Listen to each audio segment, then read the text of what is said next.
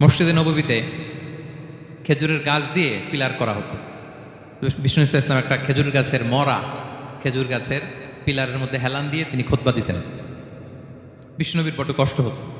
তো এক সাহাবী বলেন, ইয়া রাসূলুল্লাহ, আমার একজন কাঠ মিস্ত্রি পরিচিত আছে, আপনি বললে আপনাকে একটা মিম্বার বানায় দিব। কি বানায় দিব? মিম্বার চিনেন তো না? কি করে জুমার খুতবা দেয় না বসে? তো সাহাবী বলে, ইয়া রাসূলুল্লাহ, আমার এক কাঠ মিস্ত্রি আছে, আমি একটা মিম্বার বানায় দিব আপনাকে, আরাম হবে, বসে বসে খুতবা দিবেন। বিষ্ণু ইসলাম বলেন, ঠিক আছে, নিয়ে আসো। কিছুদিন পরে ওটা নিয়ে আসা হলো, ফলে লোকেশন চেঞ্জ হলো। আগে একটা মরা খেজুর গাছের পিলারের মধ্যে হেলান দিয়ে কথা বলতেন, এবার ওই যে মিম্বার সেট করা হয়েছে ওই পাশে, ওখানে বসে বসে এখন তিনি নাসিহাত করেন। তো একদিন আলোচনা করার সময় হঠাৎ সাহাবারা কান্নার আওয়াজ শুনতে পেল। কিসের আওয়াজ? সহিহ বুখারীর বর্ণনা, কান্নার আওয়াজ শুনতে পেলেন। তাও 10 মাস গর্ভধারিণী উটের কান্নার আওয়াজের মতো। সাহাবারা ভয় পেয়ে গেলেন, কই কোনো উট তো নাই, এটা তো মসজিদ, মসজিদের ভিতরে কান্নার আওয়াজ। বিষ্ণু ইসলাম বুঝতে পারলেন। তিনি মিম্বার থেকে নেমে যে ওই যে আগে যেই মরা খেজুর গাছের পিলারের মধ্যে হেলান দিয়ে ওয়াজ করতেন, ওই পিলারটারে আদর করতে আরম্ভ করলেন। বিষ্ণু ইসলাম হাত দিয়ে যখন আদর করলেন, ফাসাকানা, তার কান্না বন্ধ হয়ে গেল। তখন বিষ্ণু ইসলাম বললেন যে, তোমরা বুঝতে পারোনি এটা কিসের আওয়াজ? এটা হচ্ছে ওই মরা খেজুর গাছের আওয়াজ। আমার বিরহে, আমাকে যে পায় না, তার গায়ে আমার পিঠ মোবারক লাগিয়ে আমি ওয়াজ করতাম, আমার বিরহে মরা খেজুর গাছ থেকে কান্নার শব্দ এসেছে। আজ ওই জায়গাটা চিহ্নিত করা আছে। এটাকে বলে মসজিদে নববীতে আল উস্তুয়ানাতুল হান্নান। হান্নান মানে কাঁদে এমন পিলার। সুবহানাল্লাহ বিহামদি। তাহলে পাথর বিষ্ণু ইসলামকে সালাম দিয়েছে, প্রাণী বিষ্ণু ইসলামের সাথে কথা বলেছে, মরা গাছ খেজুরের গাছ বিষ্ণুনবীর বিরহে কেঁদেছে। সুবহানাল্লাহ বিহামদি। বিষ্ণু ইসলামের ইউনিকনেস, ইউনিক ফিচার এগুলো। বিষ্ণু ইসলাম, আমরা যেমনি মাঝে মাঝে আমাদের লাইফে আপস এন্ড ডাউনস থাকে, ওনার জীবনেও ছিল। একটা সময় ছিল বিষ্ণু ইসলামের এমন এসেছে যে ওনাকে ঘরে শেল্টার দিতেন ওনার স্ত্রী খাদিজাতুল কুবরা তাহেরা রাদিয়াল্লাহু তাআলা আনহা। মেন্টালি সাপোর্ট দিতেন, ফিনান্সিয়ালি সাপোর্ট দিতেন। উনি মারা গেলেন। পলিটিক্যাল সাপোর্ট দিতেন চাচা আবু তালেব, উনিও মারা গেলেন। কই যাবেন না? নেইবারিং সিটি তায়েফে গেলেন দাওয়াত নিয়ে, সেখানেও নির্মম অত্যাচারের শিকার হলেন, প্রত্যাখ্যাত হলেন। ওনার হৃদয়টা ভেঙে খান খান, কষ্টে বেদনায় জর্জরিত হয়ে বিষ্ণু ইসলামের মন বড্ড খারাপ। বিষ্ণু ইসলামের এই ভঙ্গুর মনকে ভালো করে দেবার জন্য, সারপ্রাইজ দেবার জন্য আল্লাহ তাআলা আসমানি মিটিং এর জন্য বিষ্ণু ইসলামকে স্পেশালি ইনভিটেশন পাঠিয়েছেন। কোন নবীকে আল্লাহ এটা পাঠান নাই। কোন নবীকে আল্লাহ তাআলা ঊর্ধ্ব জগতের স্পেশাল ডিভাইন ঐশী মিটিং এর জন্য কোনো ইনভিটেশন পাঠান নাই, বিষ্ণু ইসলামকে পাঠিয়েছেন। সুবহানাল্লাহ পড়ে। মেরাজের ঘটনা আমরা জানি না? আল্লাহ তাআলা সূরাতুল ইসরাতে বলেন, সুবহানাল্লাযী আসরা বিআবদিহি লাইলাম মিনাল মাসজিদিল হারামি ইলাল মাসজিদিল আকসা। মসজিদুল হারাম থেকে আল্লাহ তাআলা বিষ্ণু ইসলামকে মসজিদুল আকসাতে নিয়ে গিয়েছেন। এই ইসরা মেরাজ 2 পার্ট। প্রথমে এটা শুরু হয়েছে মক্কা থেকে, মসজিদুল হারাম থেকে মসজিদুল আকসা পর্যন্ত। মসজিদুল আকসায় উনি একটা স্টেশন দিয়েছেন, তারপর ওখান থেকে ঊর্ধ্ব জগতের কাহিনী শুরু হয়েছে। আল্লাহ তাআলার স্পেশাল কিছু নিদর্শন দেখানোর জন্য, বিষ্ণু ইসলামকে সান্ত্বনা দেওয়ার জন্য, ওনার মন ভালো করে দেওয়ার জন্য আসমানি ইনভিটেশন পাঠিয়েছেন। আল্লাহু আকবার। কোন নবীকে আল্লাহ তাআলা এই মর্তবা দেন নাই, বিষ্ণু ইসলামকে দিয়েছেন। ইউনিক ফিচার, কেউ পাননি এটা। এবং এই যে বললাম, তিনি মক্কা থেকে প্যালেস্টাইনে একটা স্টেশন দিয়েছেন, মসজিদুল আকসায় স্টেশন দিয়েছিলেন। তো তিনি বললেন, আমি যখন মসজিদুল আকসায় ঢুকলাম, দেখি সব নবীরা আমার জন্য অপেক্ষা করতেছে। সকল নবীরা, আমার আগে যত নবীরা এসেছিল সব নবীরা অপেক্ষা করতেছে। ফাহানাতিস সালাহ, নামাজের ওয়াক্ত হলো। ফাআমামতুহুম, এই সব নবীদেরকে নিয়ে আমি নামাজের ইমামতি করেছি। সব নবীদেরকে নিয়ে বিষ্ণু ইসলাম মসজিদুল আকসা ইমামতি করেছেন। এই সুযোগ আর অন্য কোনো নবী পেয়েছে কি? আওয়াজ করে বলেন, পেয়েছে? ইউনিক ফিচার বিষ্ণু ইসলামের। মেরাজ গিয়েছেন, ইউনিক ফিচার। সবাইকে নিয়ে ইমামতি করেছেন, ইউনিক ফিচার। বিষ্ণু ইসলামের আরেকটা ইউনিক ফিচার হচ্ছে, উনি ঘুমালে ওনার অজু ভাঙত না। অজু অবস্থায় ঘুমাইলে আবার যদি নামাজ পড়তে চাই পড়া যাবে? কি করতে হবে? অজু করতে হবে। কিন্তু বিষ্ণু ইসলাম ঘুমালে অজু ভাঙত না। বিষ্ণু ইসলাম বলতেন, ইন্না আইনাইয়া তানামান ওয়ালা ইয়ানামু কলবি, আমার চোখ ঘুমায় কিন্তু আমার অন্তর ঘুমায় না। সর্বাবস্থায়, জাগ্রত অবস্থায়, ঘুমন্ত অবস্থায় বিষ্ণু ইসলামের হৃদয় আল্লাহর জিকিরে ব্যস্ত থাকত। ইবনে আব্বাস রাদিয়াল্লাহু তাআলা আনহু তিনি বর্ণনা করেন, তিনি বলেন, আমি একবার আমার খালার বাড়িতে রাতে ঘুমাতে গিয়েছিলাম। ছোট মানুষ তখন ইবনে আব্বাস। রাসূল সাল্লাল্লাহু আলাইহি ওয়াসাল্লাম ওনার খালু, আবার রাসূল সাল্লাল্লাহু আলাইহি ওয়াসাল্লাম কাজিন, চাচাতো ভাই, অনেক সম্পর্ক, বয়সে ছোট। বলেন যে রাতে আমার খালা মাইমুনা রাসূল সাল্লাল্লাহু আলাইহি ওয়াসাল্লামের একজন স্ত্রী আমাদের আম্মা জান মাইমুনা বিনতুল হারিসের বাড়িতে আমি ঘুমাতে গেলাম। আমি ফলো করতাম নবী কি করতেন। তো দেখলাম মাঝরাতে তিনি উঠলেন, উঠে তাহাজ্জুদের নামাজ পড়লেন। কি বললেন? তাহাজ্জুদ পড়লেন। পরে বিষ্ণু সাল্লাল্লাহু একটু ঘুমালেন। এমন ঘুম হাত্তা সামি'তু গতীতা, ঘুমালে গভীর ঘুমের কারণে শ্বাস প্রশ্বাসের একটা মৃদু শব্দ হয় না বাতাসের।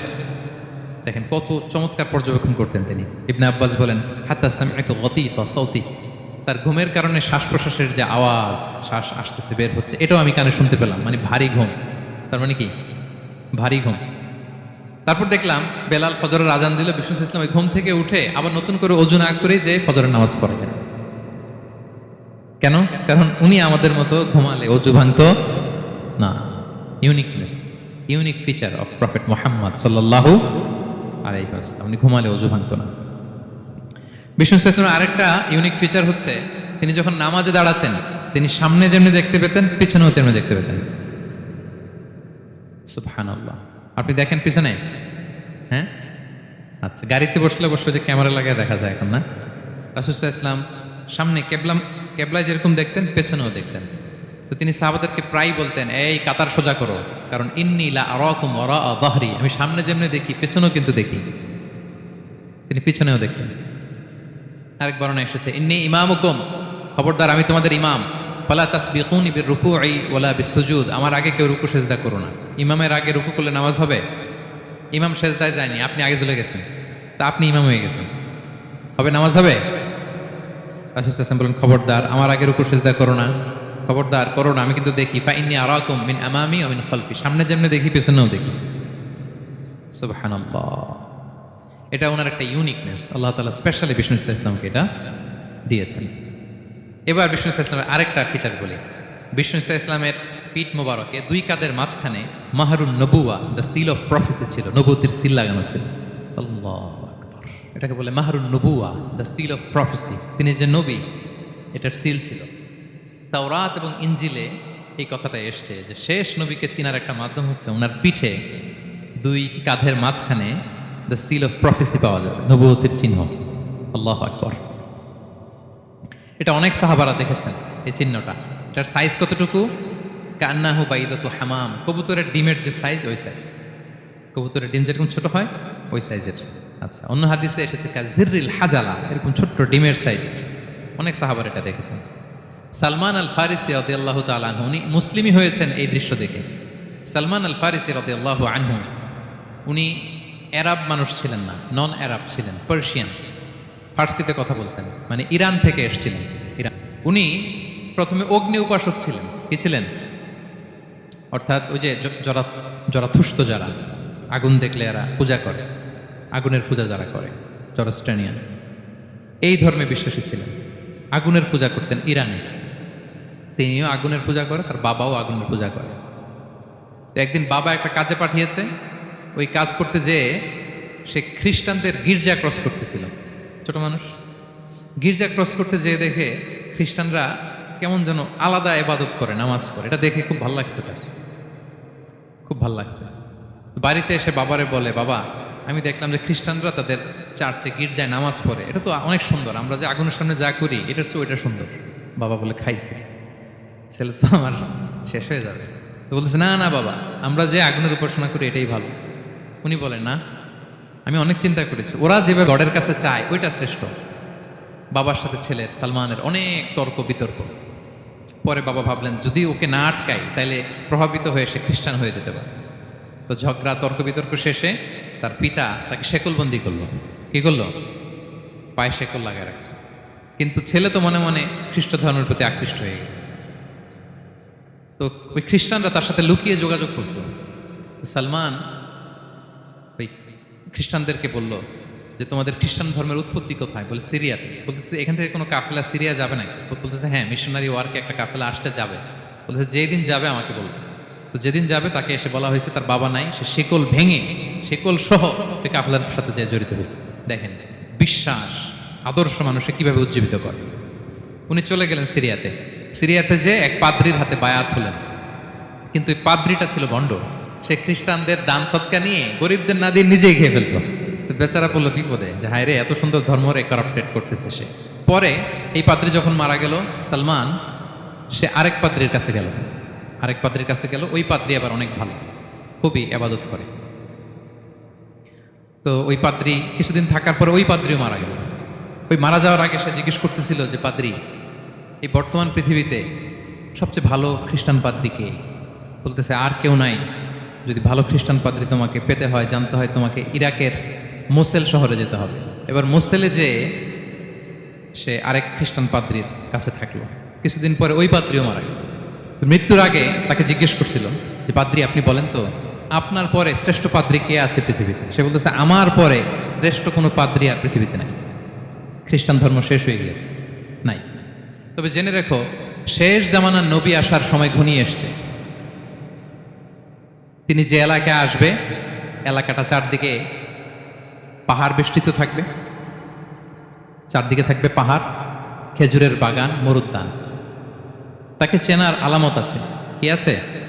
আলামত আছে। এক নম্বর আলামত হচ্ছে, ওই শেষ নবীকে দানের খাবার দিলে তিনি খায় না, কিন্তু উপহার দিলে সে নেয়, খায়। আর তার পিঠে দুই কাঁধের মাঝখানে একটা নবুয়তির মোহর আছে। সুবহানাল্লাহ। যদি পারো তার কাছে যে বায়াত হোক। সালমান আল ফারিসি পাগল হয়ে গেছে ওনার সন্ধান পাওয়ার জন্য। কিভাবে যাবে, কিভাবে যাবে? তো উনি কিছু ছাগল পালতেন। একটা কাফেলা তিনি পেলেন, যে কাফেলা আরব কাফেলা, বনু কালবের কাফেলা, আরব দেশে যাচ্ছে। তাদের সাথে তিনি চুক্তি করলেন যে, আমার যত ছাগল আছে এই ছাগলগুলো তোমাদের দিয়ে দিব, তোমরা কি ওই এলাকায় আমাকে পৌঁছে দিবা? তারা বললেন, হ্যাঁ পৌঁছে দিব। সব ছাগল দিয়ে দিলেন, রওনা হইলেন ওই এলাকায়। মাঝপথে তারা তার সাথে জুলুম করলো, অন্যায় আচরণ করলো। তাকে দাস হিসেবে বিক্রি করে দিল ইহুদিদের কাছে। ওয়াদি আল কোরআন নামে একটা জায়গা আছে, ওখানকার এক ইহুদির কাছে বিক্রি করে দিল। সে ইহুদির কাছে দাস হিসেবে থাকতে আরম্ভ করলো। অনেকদিন পরে মদিনার পূর্ব নাম কি দেখি, কে বলতে পারে? হ্যাঁ, মাশাআল্লাহ। তো মদিনার পূর্ব নাম হচ্ছে ইয়াসরিব। তো ইয়াসরিবের এক ইহুদি, বনু কুরাইজার ইহুদি, সে আসছে ওয়াদি আল কোরাতে তার কাজিনের কাছে। এসে দেখে নতুন এক দাস পাইছে, বলছে আমি কিনবো, তুমি কিনতে চাও? তার কাছে বিক্রি করে দিল।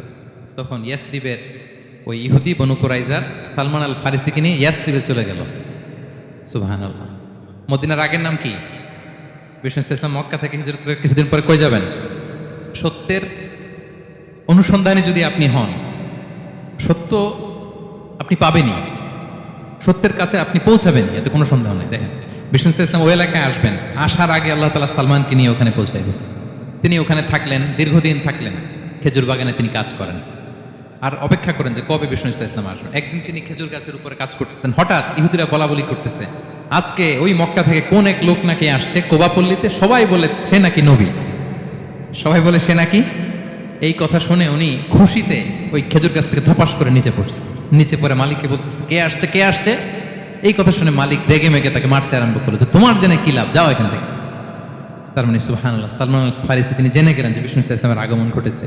আপনারা জানেন যে হিজরতের যে রুটটা, বিষ্ণু ইসলাম সরাসরি ইয়াসরিবে বা মদিনায় না ঢুকে প্রথমে কুবাতে ঢুকেছিলেন। কুবাপল্লীতে কিছুদিন ছিলেন, মসজিদে কুবা নির্মাণ করেছেন।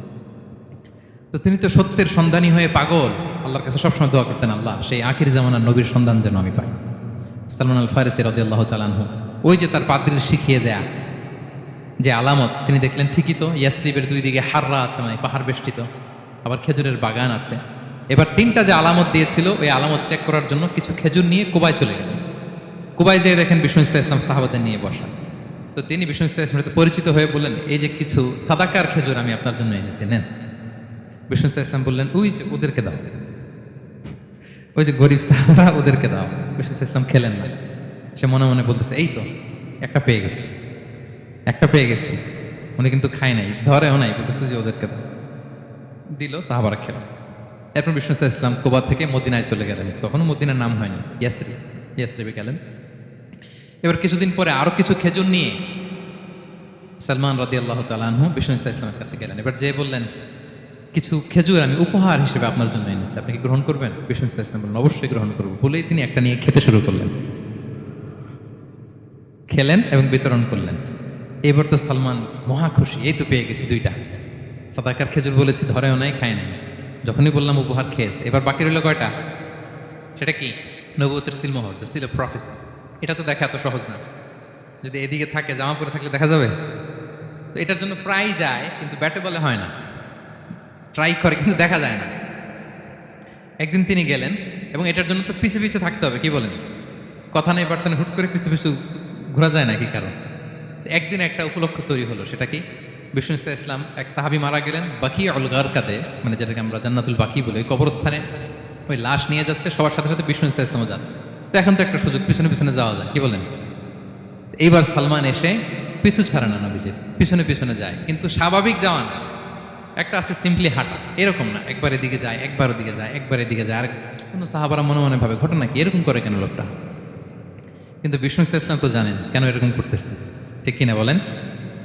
বিষ্ণু ইসলাম সেদিন দুইটা চাদর পরেছিলেন, একটা নিচে আর একটা উপরে, নিচে লুঙ্গি আর একটা চাদরটা দিয়ে গা ঢেকেছিলেন। বিষ্ণু ইসলাম ইচ্ছে করে পিঠের চাদরটা একটু নিচের দিকে নামালেন, যাতে করে সে যেটা খুঁজতেছে ওটা দেখে ফেলে। বিষ্ণু ইসলাম চাদরটাকে একটু করে নিচে নামালেন, নামানোর সাথে সাথে তিনি দেখলেন দ্য সিল অফ প্রফেসি, মাহরুন নবুয়া। দেখার সাথে সাথে সালমান আল ফারিসি চিৎকার দিয়ে বিশ্বনবীকে জড়িয়ে ধরলেন এবং ওই জায়গাটাতে দুই ঠোঁট দিয়ে চুমু খেলেন, কাঁদতে শুরু করলেন। বিষ্ণু ইসলাম বললেন, কেন কাঁদো তুমি? এতক্ষণ আমি আপনাদেরকে যা শোনালাম, সালমান পুরো ঘটনাটা বিষ্ণু ইসলামের কাছে বর্ণনা করলেন। বললেন, ইয়া রাসূলুল্লাহ, এই জন্য কাঁদি, আমি ছিলাম অগ্নি উপাসক, সত্যের সন্ধানে আমি খ্রিস্ট ধর্ম গ্রহণ করেছি। 3 খ্রিস্টান পাদ্রী শেষ করে সর্বশেষ যে ভালো পাদ্রীটা, উনি বলছে যে উনি মরার পরে আর কেউ ভালো পাদ্রী নাই, আখির জামার পায়গাম্বার আগমনের সময় এসেছে। পাহাড়ি এলাকা, চারদিকে খেজুর বাগান, এরকম জায়গায় উনি আসবে। আর 3টা সাইন বলেছে, উনি সাদাকা খায় না, উপহার নেয়, খায়, আর তার পিছনে থাকবে মাহরুন নবুয়া, নবুয়তি সিল। সুবহানাল্লাহ। বিষ্ণু ইসলাম খুশি হলেন, তাকে শাহাদা পড়ালেন এবং বললেন যে তোমার এই দাসত্ব থেকে মুক্তির জন্য কি লাগবে। সে বলে যে আমার চুক্তি হয়েছে 300 খেজুর গাছ লাগবে। কয়শো? বিষ্ণু ইসলাম বললেন, কে আছো তোমাদের ভাইকে সাহায্য করবা? কেউ 20টা, কেউ 30টা, কেউ 40টা। সব সাহাবারা ডোনেট করে 300 খেজুর দিয়ে দিলেন, খেজুরের গাছ হয়ে গেল। আর 40 গ্রাম স্বর্ণ, এটাও দিতে হবে। তো কোনো এক যুদ্ধে বিষ্ণু ইসলাম একটা ছোট্ট স্বর্ণের টুকরে পেয়েছিলেন, বললেন যাও এটা নিয়ে ওজন দাও, ওজন দিলে দেখবা হয়ে গেছে। ওইটা নিয়ে ওজন দেওয়া হলো, দেখা গেল মুহূর্তে একেবারে সমানে সমানে 40 গ্রাম হয়ে গেছে। সালমান আল ফারিসি রাদিয়াল্লাহু তাআলা, তারপর থেকে মৃত্যুর আগ পর্যন্ত বিষ্ণু ইসলামের সাথে ছিলেন, সবগুলো যুদ্ধে অংশগ্রহণ করেছেন। এবং 5ম হিজরিতে ওই যে পরীক্ষা খননের কথা আমরা জানি না, দ্য ব্যাটল অফ ট্রেঞ্চ, এই বুদ্ধিটা আসছিল সালমান রাদিয়াল্লাহু তাআলার মাথা থেকে। এটা হচ্ছে ওনার ব্রেন চাইল্ড, কারণ আরব দেশে এরকম পরীক্ষা খনন করার ট্রেডিশনই ছিল না। উনি তো আরব দেশের না, আসছে পারস্য থেকে। ওনার এই বুদ্ধি পরামর্শ নিয়ে বিষ্ণু ইসলাম 5ম হিজরিতে পুরো মদিনার চারদিকে খনন করে এই পরীক্ষা করেছিলেন। সুবহানাল্লাহ পড়েন। তাহলে প্রিয় সুধী, মাহরুন নবুয়া বিষ্ণু ইসলামের একটা ইউনিকনেস, অন্য কোনো নবীর ছিল না। বিষ্ণু ইসলামের ছিল কাজিরিল হাজালা, কবুতরের ডিমের মতো, পিঠের মতো। বিষ্ণু ইসলাম ইন্তেকালের আগে ওনাকে অপশন দেওয়া হয়েছে, নবী আপনি চাইলে থেকে যেতে পারেন আজীবন, আর চাইলে আমার কাছেও চলে আসতে পারেন। You have option. Bishnu Islam তার রবের সাথে সাক্ষাৎকে চুজ করেছেন এবং ইন্তেকালের আগে তিনি পড়েছিলেন, আল্লাহুম্মা গফিরলি ওয়ারহামনি ওয়ালহিকনি বির রফিকিল আ'লা। আল্লাহ আপনি আমাকে ক্ষমা করুন, আল্লাহ আপনি আমার প্রতি রহম করুন, আল্লাহ আমি আপনার সান্নিধ্যে যেতে চাই, পৃথিবীতে থাকতে চাই না। সুবহানাল্লাহ। অপশন দেওয়া হয়েছে। আপনারা অপশন দেওয়া হবে? হ্যাঁ, চাইলে আজীবন থাকেন। আমরা অপশন পেলে তো বলতাম, আল্লাহ যা হয়েছে এখানেই থাকতে চাই, কি বলেন? বিষ্ণু ইসলাম বলেছেন, ইলা রফিকিল আ'লা, হে আল্লাহ আমি আপনার সান্নিধ্যে যেতে চাই। বিষ্ণু ইসলাম ইন্তেকাল করলেন এবং উম্মার জন্য এটা সবচাইতে বড় ফিতনা এবং পরীক্ষা ছিল। এর চেয়ে বড় কষ্টদায়ক বিষয় ছিল না উম্মার জন্য বিষ্ণু ইসলামের ইন্তেকাল। তিনি যখন ইন্তেকাল করলেন, সাহাবারা পাগলের মতো হয়ে গেল। ওমরে ফারুক উনি বিশ্বাসই করেন না, মানে আমার নবী মরতে পারে এটা উনি ভাবতেই পারেন না। উনি নাঙ্গা তলোয়ার বের করে বলতে আরম্ভ করলেন, যে বলবে মোহাম্মদ মারা গিয়েছেন তার গর্দান উড়িয়ে ফেলবে। পরিস্থিতি অত্যন্ত ভয়ঙ্কর। আবু বকর রাদিয়াল্লাহু তাআলা আনহু তিনি আয়াত তেলাওয়াত করলেন, ওমা মুহাম্মাদুন ইল্লা রাসূল ক্বাদ খালাত মিন ক্বাবলিহির রুসুল। মুহাম্মদ রাসূল ছাড়া কিছু নন, তার আগে অনেক রাসূল এভাবে চলে গেছে। তিনি যদি মারা যায় বা শহীদ হয়, তোমরা কি আবার আগের কুফরিতে ফিরে যাবে? এই আয়াত যখন তেলাওয়াত করলেন, ওমরে ফারুক হাঁটু গেড়ে বসলেন। তিনি বললেন, এই আয়াত তো আমি আগেও জানতাম, অনেক তেলাওয়াত করেছি, কিন্তু আমার মনে হলো এই মাত্র আয়াতটা নতুন করে শুনলাম, এই মাত্রই বোধহয় কোরআনের এই আয়াতটা নাজিল হয়েছে। সাকিফায়ে বনু সাঈদার মধ্যে সবাই বসে আবু বকর রাদিয়াল্লাহু তাআলা আনহুকে খলিফা হিসেবে নির্বাচিত করা হলো।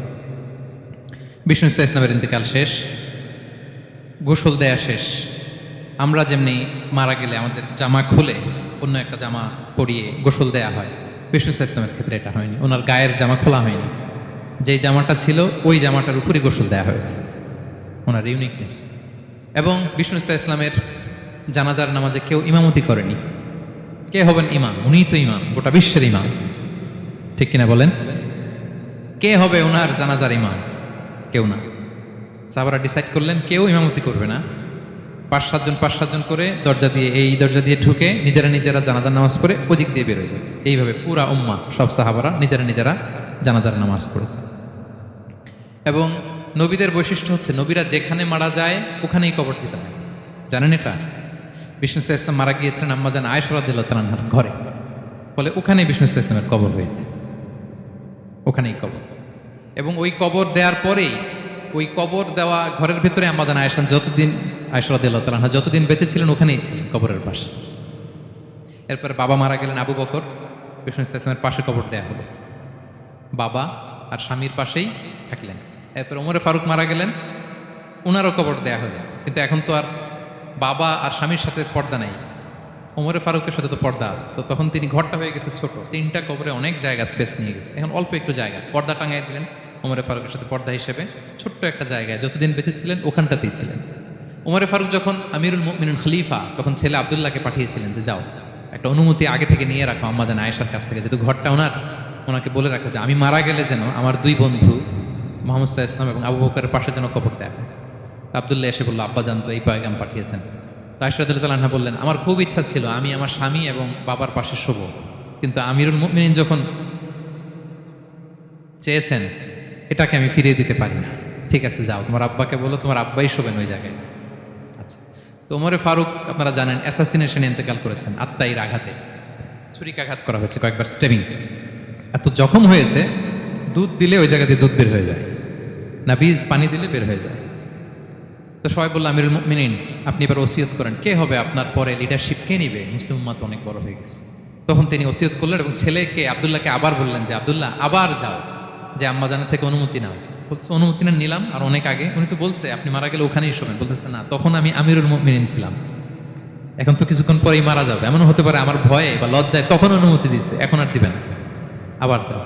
আবার গেল, আয়েশা রাদিয়াল্লাহু তাআলা আনহা বললেন, না এখন আমি আগের কথার উপরে আছি, তোমার আব্বাই সেখানে শোবে। সুবহানাল্লাহ। ওমরে ফারুক ওখানে শুলেন, তখন তিনি পর্দা আরম্ভ করলেন আম্মাজান আয়েশা। তাহলে রাসূল সাল্লাল্লাহু আলাইহি ওয়াসাল্লামের কবরটা হচ্ছে আম্মাজান আয়েশা রাদিয়াল্লাহু তাআলা আনহার ঘরের ভেতরেই। আপনারা মসজিদে নববী যারা ভিজিট করেছেন তারা জানেন যে আপনারা যখন কিবলামুখী হয়ে নামাজ পড়েন, বাম দিকে বিষ্ণু সাল্লাল্লাহু আলাইহি ওয়াসাল্লামের কবর, সেখানে রাসূল সাল্লাল্লাহু আলাইহি ওয়াসাল্লামের পাশে আবু বকর এবং ওমরে ফারুক রাদিয়াল্লাহু তাআলা আনহুমা শুয়ে আছেন। রাসূল সাল্লাল্লাহু আলাইহি ওয়াসাল্লামের কবর থেকে মিম্বার পর্যন্ত এই পুরো জায়গাটা রাউদাতুম মিন রিয়াদিল জান্নাহ, দুনিয়ার বুকে জান্নাতের একটা টুকরা। এবং আম্মাজান আয়েশা বলতেন যে আমাকে আল্লাহ এমন কিছু দিয়েছেন যেটা অন্য নারীকে দেননি। কি কি? 1 নাম্বার, আমি হচ্ছে একমাত্র বিষ্ণু সাল্লাল্লাহু আলাইহি ওয়াসাল্লামের কুমারী স্ত্রী। আয়েশা রাদিয়াল্লাহু তাআলা আনহা ছাড়া আর যত স্ত্রী ছিলেন সবাই ছিলেন বিধবা, তিনি একমাত্র কুমারী স্ত্রী। তিনি এবং রাসূল সাল্লাল্লাহু আলাইহি ওয়াসাল্লাম যখন শীতের রাতে একই কম্বলের নিচে রাত্রি যাপন করতেন, তখনও কোরআনের আয়াত নাজিল হতো। আম্মাজান আয়েশা বলেন, আমার চরিত্রের উপর কালিমা লেপন করতে চেয়েছিল মদিনার মুনাফিকেরা, আমার পবিত্রতা বর্ণনা করে সূরা আহজাবে আল্লাহ তাআলা কোরআনের আয়াত নাজিল করেছেন। আমার ঘরের মধ্যে বিষ্ণু ইসলামের কবর এবং আমার কোলে মাথা রেখে বিষ্ণু ইসলাম শেষ নিঃশ্বাস ত্যাগ করেছেন। অন্য কোন নারীকে, কোন স্ত্রীকে আল্লাহ তাআলা এই সৌভাগ্য দেন নাই। আল্লাহু আকবার।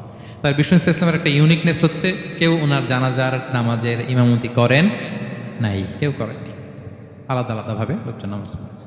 উনি ওনার কবরে এখনো জীবিত অবস্থায় আছেন, হায়াতুন নবী।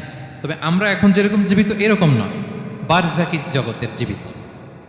তিনি ইন্তেকাল করেছেন, মৃত্যুবরণ করেছেন নিঃসন্দেহে, তিনি বারজাকি জগতে চলে গিয়েছেন, কিন্তু সেই জগতে তিনি জীবিত।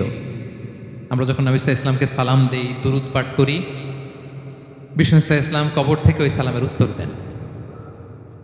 আল্লাহ তাআলা ওনার রূহটাকে ফিরিয়ে দেন, উত্তর দেন।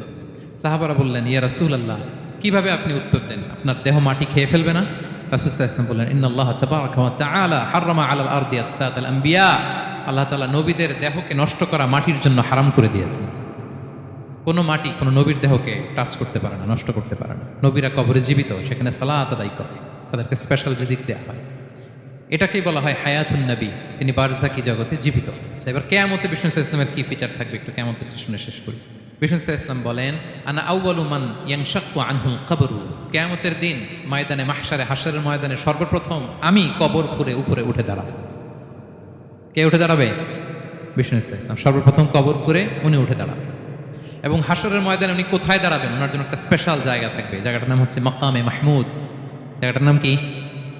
মাকামে মাহমুদ। ওইখানে বিষ্ণু ইসলাম মাকামে মাহমুদে দাঁড়াবেন।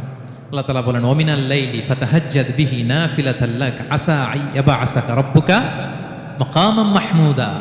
ওখানে বিষ্ণু ইসলাম দাঁড়াবেন। এবং বিষ্ণু ইসলাম বলেন, আজান শোনার পরে কেউ যদি এই দোয়াটা পড়ে, আল্লাহুম্মা রাব্বা হাযিহিদ দাওয়াতিত তাম্মা ওয়াস সালাতিল কাইমা আতি মুহাম্মাদানিল ওয়াসিলাতা ওয়াল ফাদিলা ওয়া বা'আথহু মাকামান মাহমুদা আল্লাযী ওয়া'আদতা। এই দোয়াটা যে পড়ে আজান শোনার পরে, বিষ্ণু ইসলাম বলেন, হাল্লাত লাহু শাফাআতি ইয়াউমাল কিয়ামা, কিয়ামতের দিন তার জন্য সুপারিশ করা আমি নবীর জন্য ওয়াজিব হয়ে যায়।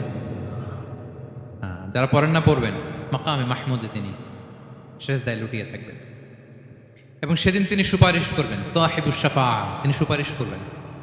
অন্য কোন নবী সুপারিশের সাহস করে স্পর্ধাও দেখো। আদম আলাইহিস সালাম, নূহ আলাইহিস সালাম, ইব্রাহিম আলাইহিস সালাম সবাই একজন আরেকজনকে রেফার করে, একজন আরেকজনকে রেফার করে, আমি পারবো না, উনি উনি উনি উনি বলতে বলতে বিষ্ণু ইসলামের কাছে যাবে। মানুষগুলো হয়রান হয়ে যাবে, ক্লান্ত শ্রান্ত ঘর্মাক্ত পিপাসার্ত মানুষগুলো। 50,000 বছর হবে সেই দিনটা, কিয়ামতের দিন। মানুষগুলো পেরেশান, যেই নবীর কাছে যায় বলে পারবো না, উনি উনি শেষ পর্যন্ত এটা যে বিষ্ণু ইসলামের কাছে ঠেকবে। বিষ্ণু ইসলাম কোথায় থাকবেন যেন? জায়গাটার নাম মাকামে মাহমুদে সেজদা অবস্থায় থাকবেন। সেজদা অবস্থায় থাকবে। সব নবীরা বলবে নাফসি নাফসি, আল্লাহ তুমি আমারে বাঁচাও, আল্লাহ আমারে বাঁচাও, আল্লাহ আমারে বাঁচাও। কিন্তু বিষ্ণু ইসলাম সেই মাকামে মাহমুদের সেজদায় লুটিয়ে কাঁদতে থাকবেন আর বলবেন, উম্মতি উম্মতি উম্মতি, হে আল্লাহ আমার গুনাহগার উম্মতকে বাঁচাও, আল্লাহ আমার গুনাহগার উম্মতকে তুমি বাঁচাও। কাঁদতে থাকবেন বিষ্ণু ইসলাম ওই জায়গায়।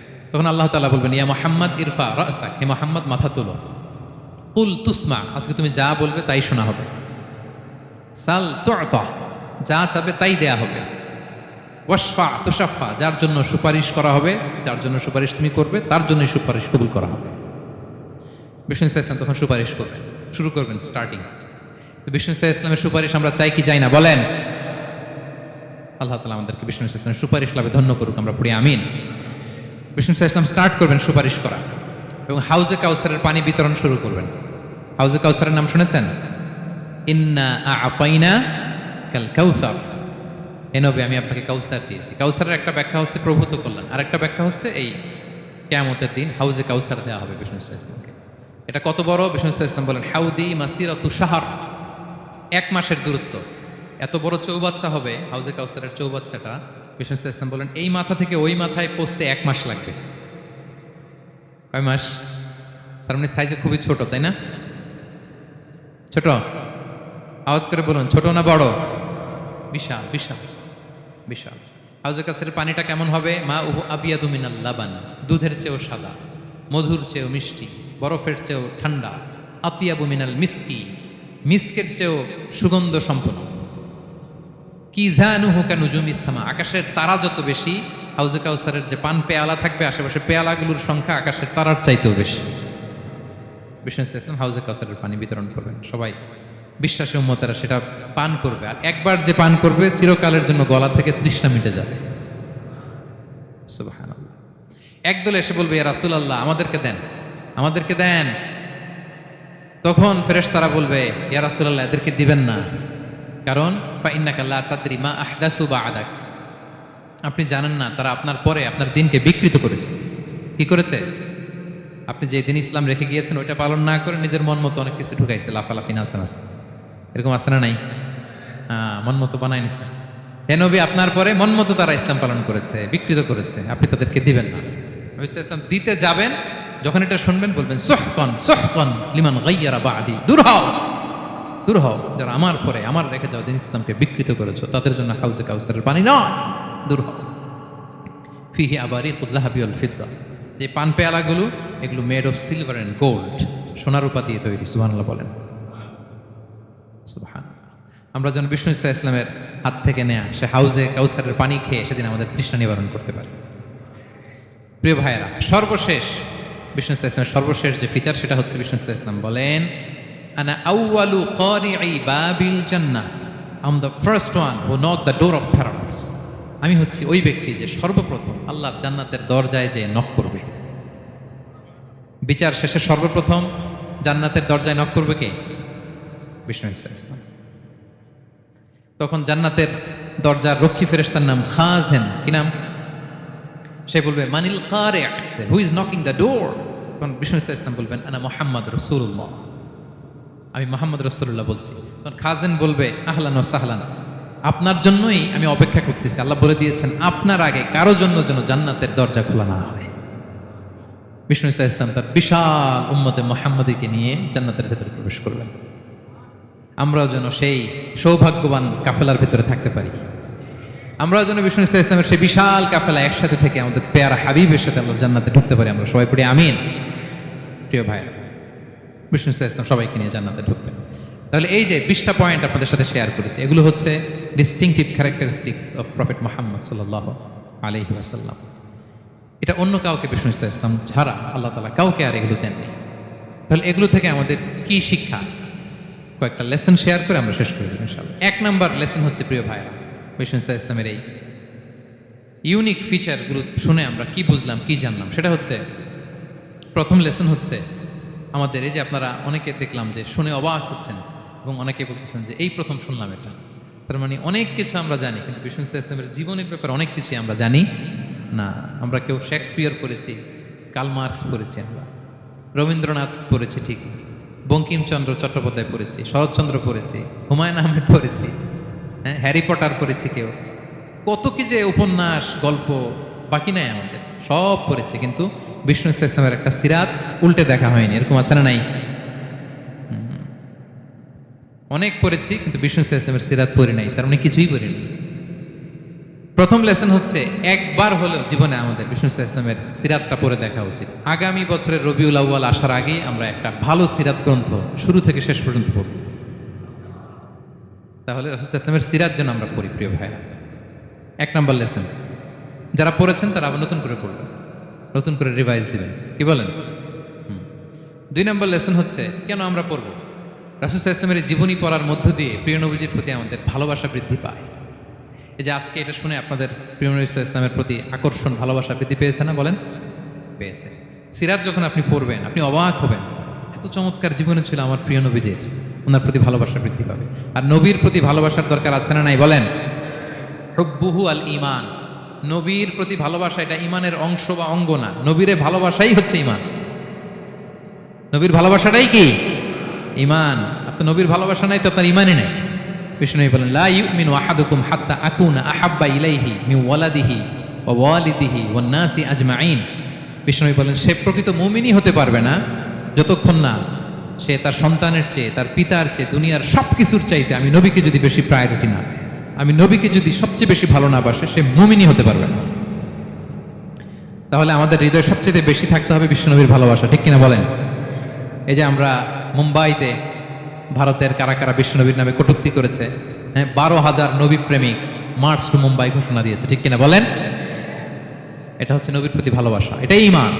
বিষ্ণু ইসলাম যখন এই হাদিস বললেন যে সবচাইতে যদি আমাকে কেউ ভালো না বাসে সে মুমিন নয়, ওমরে ফারুক অবাক হয়ে গেলেন। উনি কিছুক্ষণ আগে বলতেছিলেন যে ইয়া রাসূলুল্লাহ, আমি আপনাকে সবচাইতে বেশি ভালোবাসি, তবে ইল্লা নাফসি, আমার নিজের আত্মাটারে আমি এর চেয়ে বেশি ভালোবাসি, সবচেয়ে বেশি ভালোবাসি আমার আত্মাটারে, এরপরে ভালোবাসি আপনাকে। রাসূল সাল্লাল্লাহু আলাইহি ওয়াসাল্লাম বললেন লা ইয়া উমর, তোমার ঈমান এখনো পূর্ণ হয়নি। ওমরে ফারুক অবাক হলেন, শকড। তিনি বললেন এতে যদি আমার ঈমানই পূর্ণ না হয়, যার কারণে আমি আখিরাত চিনলাম, জান্নাত চিনলাম, আল্লাহর পরিচয় পেলাম, তিনিই তো আমার কাছে সবচেয়ে বেশি প্রিয়। মুহূর্তেই তিনি দ্ব্যর্থহীন কণ্ঠে ঘোষণা করলেন যে ইয়া রাসূলুল্লাহ, ঠিক এই মুহূর্ত থেকে দুনিয়ার সবকিছু, এমনকি আমার নিজের জানের চাইতেও, আত্মার চাইতেও আমি আপনাকে বেশি ভালোবাসি। বিশ্বনবী বললেন, সেই বুখারীর বর্ণনা, আল আন ইয়া উমর, উমর এখন কামুলা ঈমানু, এই মাত্র তোমার ঈমানটা পরিপূর্ণ হয়েছে। তাহলে আপনি যদি সিরাত পড়েন আপনার ঈমান পূর্ণ হবে, ঈমানের পূর্ণতা প্রাপ্তি হবে। 3 নম্বর লেসন হচ্ছে সিরাত পড়লে যে লাভ, রাসূল সাল্লাল্লাহু আলাইহি ওয়াসাল্লামের জীবনে অনেক আপস অ্যান্ড ডাউনস ছিল, বিপদ ছিল, চড়াই উতরাই পেরিয়ে তিনি শেষ পর্যন্ত গিয়েছেন। এই বিপদগুলো আপনার জীবনেও আসে, সেক্ষেত্রে আপনি কানেক্ট করতে পারবেন। যেমন আপনার জীবনে আপনি অসুস্থ হন না মাঝে মাঝে? নবীও অসুস্থ হতেন, তো আপনি জানতে পারবেন যে উনি অসুস্থ হলে কি করতেন। আপনার জীবনে যেমনি বিপদ আসে, রাসূল সাল্লাল্লাহু আলাইহি ওয়াসাল্লামের জীবনে তো বিপদ এসেছে। তাহলে বিপদগ্রস্ত হলে কি করতে হবে এটা আপনি জানতে পারবেন। তো যারা বিবাহিত, মাঝে মাঝে স্ত্রীর সাথে মনোমালিন্য হয় না? কথা কন না কেন? হয়। রাসূল সাল্লাল্লাহু আলাইহি ওয়াসাল্লামেরও হতো এটা। মানবীয় কারণে স্ত্রীদের সাথে মনোমালিন্য হতো। ওই পরিস্থিতিতে রাসূল সাল্লাল্লাহু আলাইহি ওয়াসাল্লাম কিভাবে ডিল করতেন? সমাধান পাবেন, সলিউশন পাবেন, সান্ত্বনা পাবেন। তাহলে জীবনের পরতে পরতে আপনি রাসূল সাল্লাল্লাহু আলাইহি ওয়াসাল্লামের সিরাত থেকে সমাধান খুঁজে পাবেন, সান্ত্বনা পাবেন যদি সিরাত পড়েন। 4 নাম্বার, সিরাত অধ্যয়নের মাধ্যমে তাকে ফলো করার অনুপ্রেরণা পাওয়া যায়। আমরা ফলো করব কাকে? মুহাম্মদ সাল্লাল্লাহু, আমরা হচ্ছে তার ফলোয়ার, মুহাম্মদ সাল্লাল্লাহু আলাইহি ওয়াসাল্লামের ফলোয়ার, ঠিক কিনা বলেন? এবং আল্লাহর ভালোবাসা যদি আমরা পেতে চাই, আল্লাহ বলেন ফাত্তাবিউনি ইউহিব্বুকুমুল্লাহ। যদি আল্লাহর ভালোবাসা চাও, নবী সাল্লাল্লাহু আলাইহি ওয়াসাল্লামের অনুসরণ করো, এটা আবশ্যক, করতেই হবে। তাহলে সিরাত যদি আমরা পাঠ করি, তার বিষ্ণু সাল্লাল্লাহু আলাইহি ওয়াসাল্লামকে অনুসরণ